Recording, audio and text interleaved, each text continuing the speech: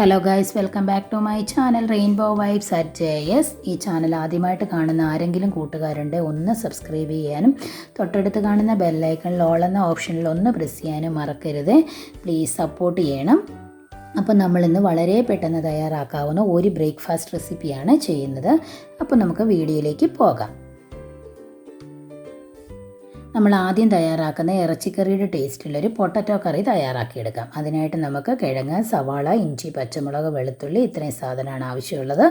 നമ്മളൊരു കുക്കർ അടുപ്പിൽ വെച്ച് നന്നായിട്ട് ചൂടായി വരുമ്പോൾ അതിലേക്ക് എണ്ണ ഒഴിച്ചു കൊടുത്ത് എണ്ണ നന്നായി ചൂടായി വരുമ്പം കടുക്, ഉലുവ ഇവ ഇട്ട് കൊടുത്ത് പൊട്ടിച്ചെടുക്കുക. ശേഷം നമ്മൾ കട്ട് ചെയ്ത് വെച്ചിരിക്കുന്ന ഇഞ്ചി, പച്ചമുളക്, വെളുത്തുള്ളി ഇട്ട് കൊടുത്ത് നന്നായിട്ട് മൂപ്പിച്ചെടുക്കണം. ഇതിന് ശേഷം നമ്മൾ കട്ട് ചെയ്ത് വെച്ചിരിക്കുന്ന സവാള ചേർത്ത് കൊടുത്ത് നന്നായിട്ട് വഴറ്റിയെടുക്കണം. അപ്പോൾ സവാള എളുപ്പം വഴറ്റി വരാൻ വേണ്ടി നമുക്ക് അല്പം ഉപ്പ് ചേർത്ത് കൊടുത്ത് വഴറ്റിയെടുക്കാവുന്നതാണ്. ഇഞ്ചി, പച്ചമുളക്, വെളുത്തുള്ളി കട്ട് ചെയ്ത് ചേർക്കാതെ പേസ്റ്റാക്കി ചേർക്കേണ്ടവർക്ക് അങ്ങനെയും ചേർത്ത് കൊടുക്കാവുന്നതാണ്. അപ്പോൾ നമ്മുടെ സവാള നന്നായിട്ട് വഴറ്റി വന്നപ്പോൾ നമ്മൾ കട്ട് ചെയ്ത് വെച്ചിരിക്കുന്ന പൊട്ടറ്റോ ഇട്ട് കൊടുക്കുകയാണ്. ഇനി പൊട്ടറ്റോ നന്നായിട്ട് വഴറ്റിയെടുക്കണം. പൊട്ടറ്റോ നന്നായിട്ട് വഴറ്റി വന്നാൽ നമുക്ക് എളുപ്പം വെന്ത് കിട്ടാനും സഹായിക്കും. അപ്പോൾ നമ്മൾ പൊട്ടറ്റോയും കിഴങ്ങും ഇഞ്ചിയും പച്ചമുളകൊക്കെ നന്നായിട്ട് വഴറ്റി വരുമ്പോൾ അതിലേക്ക് നമുക്ക് മസാലക്കൂട്ട് ചേർത്ത് കൊടുക്കണം. നമ്മുടെ ഇറച്ചിക്കറിക്ക് എടുക്കുന്ന പോലെ തന്നെ മുളക് പൊടി, മല്ലിപ്പൊടി, മഞ്ഞൾപ്പൊടി, മീറ്റ് മസാല ഇത്രയും സാധനം ചേർത്ത് കൊടുക്കാം. അപ്പോൾ ഞാനിവിടെ ചേർത്ത് കൊടുത്തിട്ടുണ്ട്. ഇനി അത് നന്നായിട്ട് അതിൻ്റെ പച്ചമണം മാറുന്നിടം വരെ, കുത്തലൊക്കെ മാറുന്നിടം വരെ നമുക്ക് വഴറ്റി കൊടുക്കണം. ഓരോരുത്തരുടെ എരിവിനും ടേസ്റ്റിനും അനുസരിച്ച് മുളക് പൊടിയൊക്കെ ചേർത്ത് കൊടുക്കാവുന്നതാണ്. ഞാനിവിടെ കാശ്മീരി ചില്ലി പൗഡറും സാദാ മുളകും കൂടെ പൊടിപ്പിച്ച് വെച്ചതാണ് ചേർത്ത് കൊടുത്തിരിക്കുന്നത്. അതുകൊണ്ട് വളരെ കുറച്ച് എരിവ് മാത്രമേ കാണത്തുള്ളൂ. ഇനി അതിലേക്ക് നമുക്ക് ആവശ്യത്തിന്, അത് നന്നായിട്ടൊന്ന് ബ്രൗൺ കളറായി വരുമ്പോൾ ആവശ്യത്തിന് വെള്ളവും ചേർത്ത് കൊടുത്ത് ഉപ്പും ചേർത്ത് കൊടുത്ത് നമുക്ക് കുക്കർ അടച്ച് വേവിച്ചെടുക്കണം. ചൂടുവെള്ളമോ പച്ചവെള്ളമോ നമുക്ക് ചേർത്ത് കൊടുക്കാവുന്നതാണ്. ഞാനിവിടെ 2 വിസിലാണ് അടുപ്പിക്കുന്നത്. ഓരോരുത്തരുടെ കുക്കറിനനുസരിച്ച് വിസിലടുപ്പിക്കാൻ ശ്രദ്ധിക്കണം. കാരണം പൊട്ടറ്റോയ്ക്ക് വലിയ വേവില്ലാത്ത സാധനമാണ്. ഇനി 2 വിസിലടിച്ചതിന് ശേഷം ഞാനിവിടെ ഫ്ലെയിം ഓഫ് ചെയ്ത് മാറ്റി വെച്ചിട്ടുണ്ട്.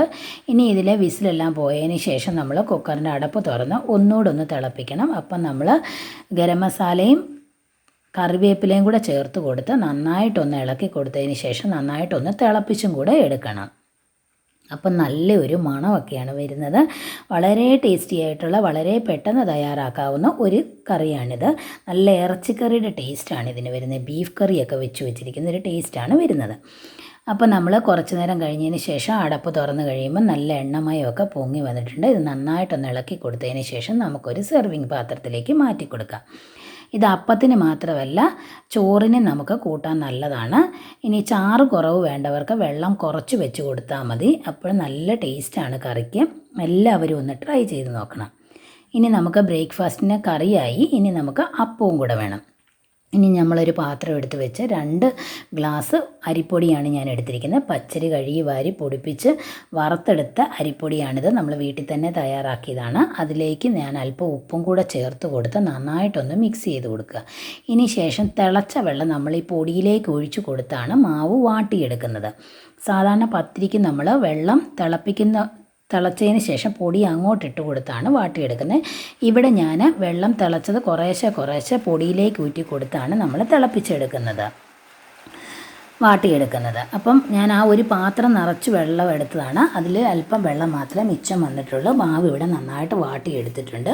ഇനി ഇതൊരു പരന്ന പാത്രത്തിലോ മുറത്തിലോ നമുക്ക് ഇട്ട് കൊടുത്ത് നന്നായിട്ട് കുഴച്ചെടുക്കണം. ഞാനിവിടെ മാവ് കുഴയ്ക്കാനായിട്ട് വെച്ചിരിക്കുന്ന മുറവാണിത്. അതിലേക്ക് ഇട്ട് കൊടുത്ത് ഇതാണ് നമ്മുടെ മാവ് വാടിയതിൻ്റെ പരുവ്. ഇനി നന്നായിട്ട് കുഴച്ച് ഞാൻ എടുത്തിട്ടുണ്ട്. നന്നായിട്ട് കുഴച്ചെടുക്കണം. നല്ല സോഫ്റ്റായിട്ട് വന്നിട്ടുണ്ട്. ഇത് നമ്മൾ ഓരോ ബോൾസ് ആക്കി എടുക്കണം. ചെറിയ ബോളുകളല്ല, അല്പം വലിപ്പമുള്ള ബോളുകളാക്കി എടുക്കണം. ഓരോ ബോൾ എടുക്കുമ്പോഴും നന്നായിട്ട് കുഴച്ച് തന്നെ ബോൾ എടുക്കാൻ ശ്രദ്ധിക്കുക. അപ്പം നമ്മുടെ ബോൾസ് എല്ലാം ഇവിടെ റെഡി ആയിട്ടുണ്ട്. ഈ സമയത്ത് ഞാൻ ദോശക്കല്ല് അടുപ്പിൽ വെച്ചിട്ടുണ്ട്. നന്നായിട്ട് ചൂടായി വരുമ്പോൾ നമുക്ക് ഓരോ ബോൾസും എടുത്ത് പ്രസ്സിൽ ഞെക്കി നമുക്ക് ദോശക്കല്ലിൽ ഇട്ട് കൊടുത്ത് വേവിച്ചെടുക്കാവുന്നതാണ്. അപ്പം ഞാനിവിടെ ഓരോന്നും അപ്പം തിരിച്ചും മറിച്ചും ഇട്ട് കൊടുത്ത് വേണം നമുക്കിത് വേവിച്ചെടുക്കാനായിട്ട്. അപ്പം ഞാനിവിടെ ഓരോ അപ്പവും റെഡിയാക്കി എടുത്തിട്ടുണ്ട്. നമ്മുടെ ബ്രേക്ക്ഫാസ്റ്റ് ഇവിടെ റെഡി ആയിട്ടുണ്ട്. ഇനി നമുക്കിതൊരു സെർവിങ് പാത്രത്തിലേക്ക് മാറ്റി കൊടുക്കാവുന്നതാണ്. വളരെ പെട്ടെന്ന് തയ്യാറാക്കാവുന്ന ഈ ബ്രേക്ക്ഫാസ്റ്റ് റെസിപ്പി എല്ലാവരും ഒന്ന് ട്രൈ ചെയ്ത് നോക്കണം. സപ്പോർട്ട് ചെയ്യണം. Thank you for watching. By.